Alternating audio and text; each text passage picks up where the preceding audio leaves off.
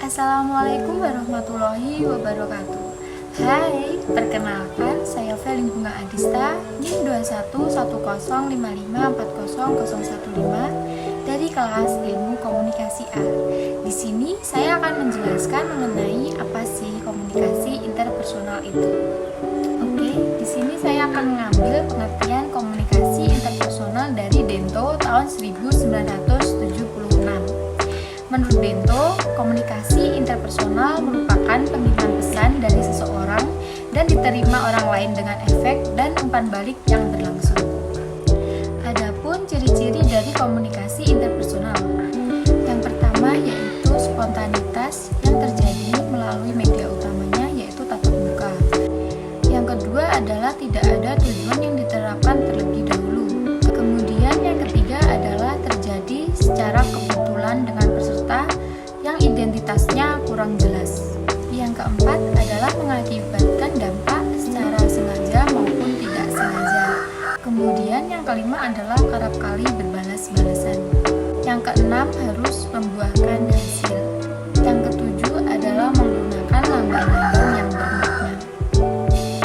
Adapun definisi komunikasi interpersonal. Komunikasi interpersonal merupakan komunikasi yang terjadi dalam situasi tatap muka antara dua orang atau lebih baik terorganisasi maupun dalam kerumunan orang. Selanjutnya di sini saya akan menjelaskan bagaimana sih cara menyampaikan pesan dengan baik. Sebelum kita menyampaikan pesan, perlu kita ketahui apa saja jenis-jenis pesan. Di sini ada 3 jenis pesan, yaitu yang pertama informational message, yang kedua instructional message, yang ketiga motivational message. Yang selanjutnya yaitu adapun faktor-faktor yang mempengaruhi komunikasi interpersonal, yaitu yang pertama adalah prediksi yang berdasarkan data psikologis, yang kedua adalah pengetahuan yang menjelaskan, yang ketiga adalah aturan yang diterapkan secara pribadi.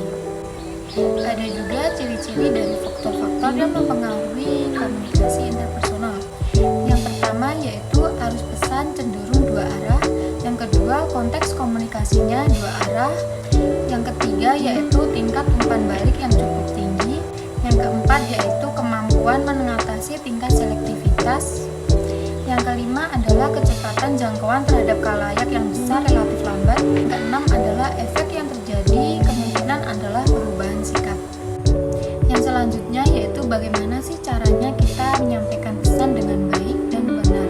Tentu saja dengan memperlihatkan tata bahasa yang sopan dan baik kepada komunikan.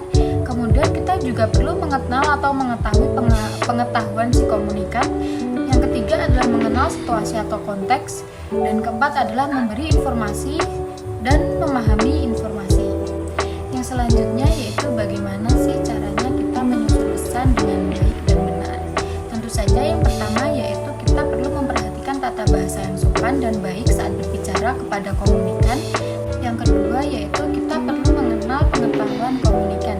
Jadi saat terjadinya pertukaran informasi, diharapkannya komunikan dapat memahami informasi dari si komunikator. Yang ketiga yaitu mengenal situasi atau konteks. Yang keempat yaitu memberi makna atau memahami informasi. Sekian penjelasan saya mengenai komunikasi interpersonal. Jika ada salah kata, saya mohon maaf. Wassalamualaikum warahmatullahi wabarakatuh.